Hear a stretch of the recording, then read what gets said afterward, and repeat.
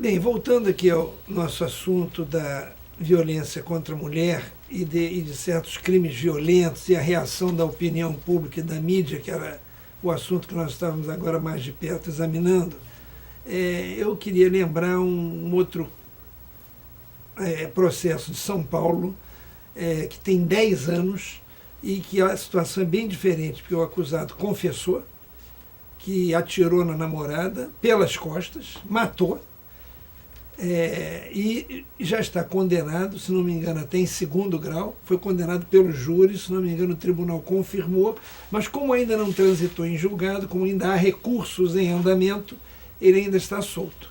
É o caso da Sônia Gomide e o que está condenado pelo homicídio é o jornalista Pimenta Neves. Essa questão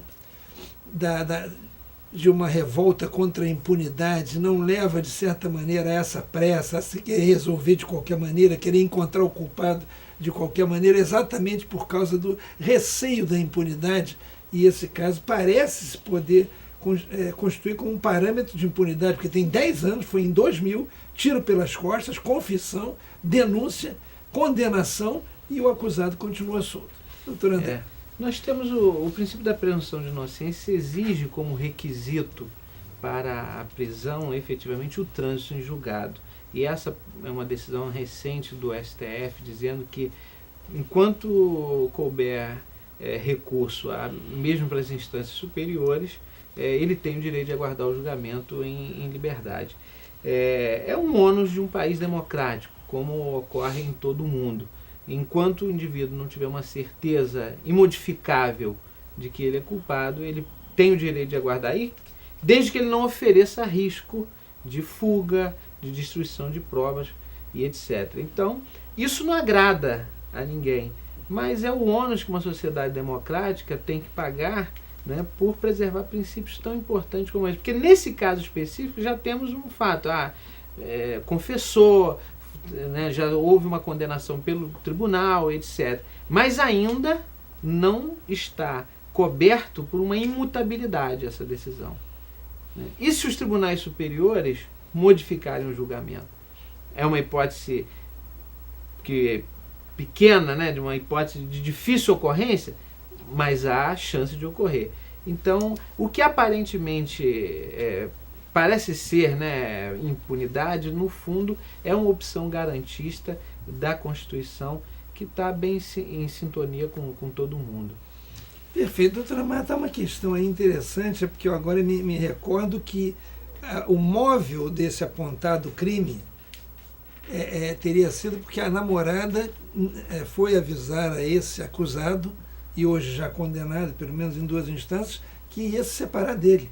Eles tinham uma ligação amorosa de muitos anos e ela disse que não queria, ia haver ruptura.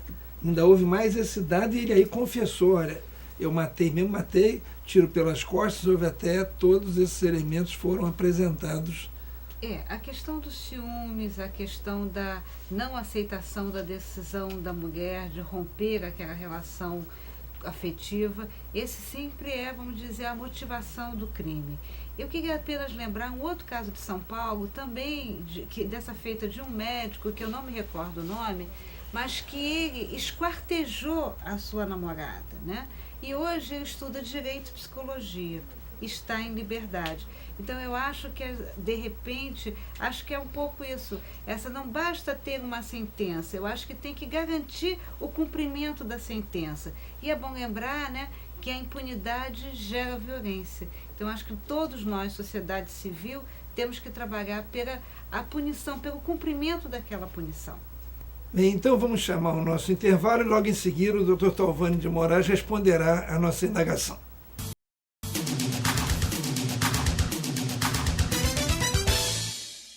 Retornamos então com o Dr. Talvani e ele vai responder a questão que tinha ficado em suspenso antes do intervalo. Eu acho interessante o que foi falado aqui, porque me lembrava que é comum no tribunal do júri, onde são julgados os crimes dolosos contra a vida, nessa situação de homem que mata a mulher, alegando que ela o traiu, que ela foi infiel, que ela rompeu a relação afetiva, muitas vezes quem é julgado não é o réu, é a vítima. assisti várias sessões de tribunal do júri, onde o defensor, a defesa, dizia que a vítima apresentava um comportamento. O caso do Oak Street foi típico. O caso do Oak Street, quem se lembra sabe que o advogado de defesa assacou contra a moral da vítima, tentando justificar o crime de homicídio em razão da vítima não ter um comportamento socialmente adequado. Então isso é muito interessante, porque isso passa novamente pelo que eu antes me referi, ou seja, a questão cultural, a questão da construção de um modelo. Todos nós na sociedade elegemos modelos, né? Modelo como o homem deve se comportar, como a mulher deve se comportar, como o adolescente deve se comportar. Esses modelos nos levam a uma fragilidade de conduta muito interessante, porque a gente acha que se o outro está fugindo ao modelo que eu elaborei, que eu imagino, eu me sinto no direito de corrigi-lo até com violência. Isso é uma das fontes de violência. Violência doméstica é muito baseado nisso. Quer dizer, como é que a pessoa que convive comigo, a quem eu depositei, existe até um sentido, vamos dizer, utilitário, eu depositei as minhas esperanças, eu me casei com aquela mulher, eu investi afetivamente, como é possível aceitar que aquela mulher tenha um comportamento que não é o modelo que eu imagino? Então é preciso que as pessoas também comecem a perceber que o outro é completamente diferente da pessoa.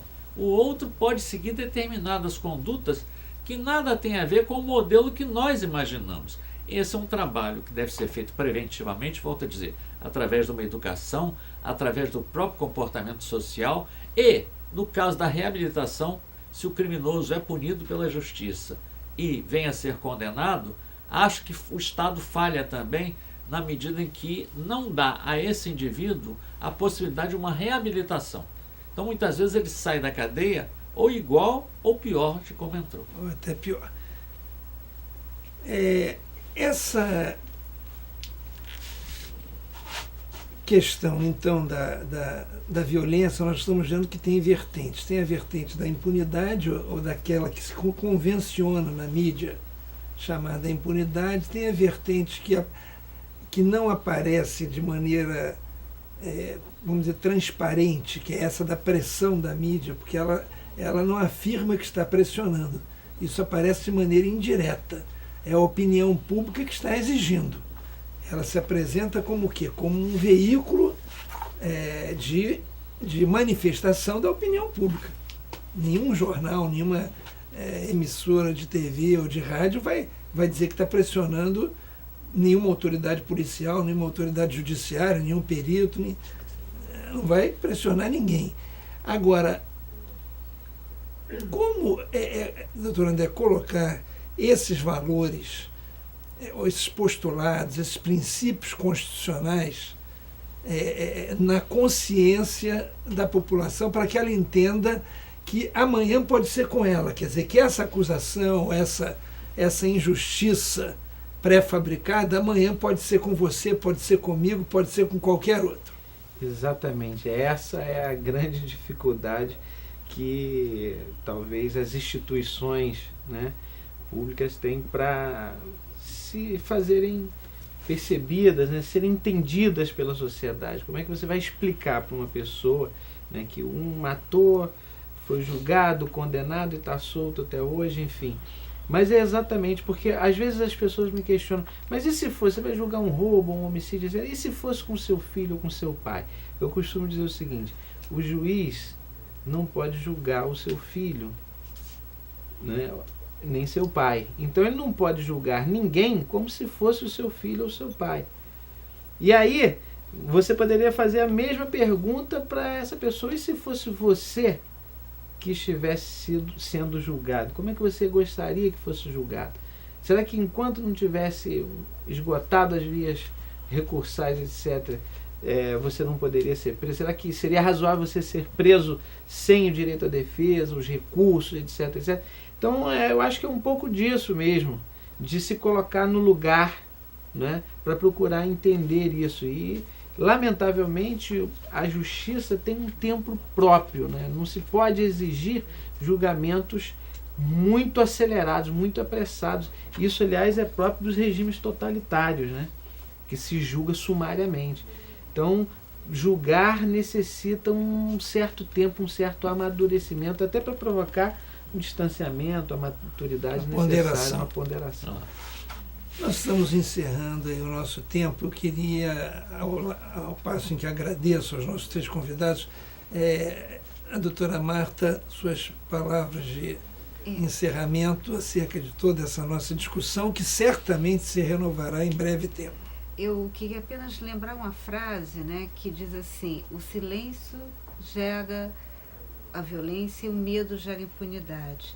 Entre a prática do delito, da violência doméstica e a chegada dessa mulher à delegacia, a gente tem um hiato do tempo. Então eu não tenho dúvidas, embargador, que nesse exato momento, quem está assistindo esse programa ou já foi vítima de violência ou conhece alguém que é vítima de violência doméstica. Por isso não tenha dúvidas, procure uma delegacia, preferencialmente uma delegacia de mulheres, e lembrando que o Estado do Rio de Janeiro conta com 10 delegacias especializadas de atendimento à mulher. Muito obrigado, doutor Talvani, também pelas suas palavras de despedida desse programa, evidentemente, porque nós voltaremos em outras oportunidades. Eu queria agradecer a honra de aqui estar com Vossa Excelência, com companheiros tão ilustres.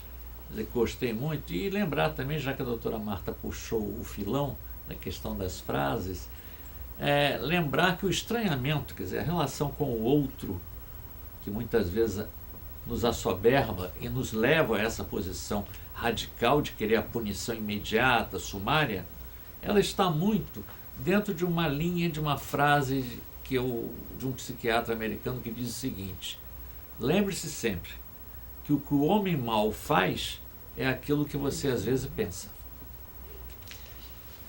Acho que ficamos todos, queridos telespectadores dos nossos debates republicanos aqui da UTV, com muita matéria para reflexão e para verificar que não é com um raciocínio simplista ou imediatista que nós podemos formar um convencimento acerca de questões dessa natureza. Muito obrigado e voltamos numa outra oportunidade.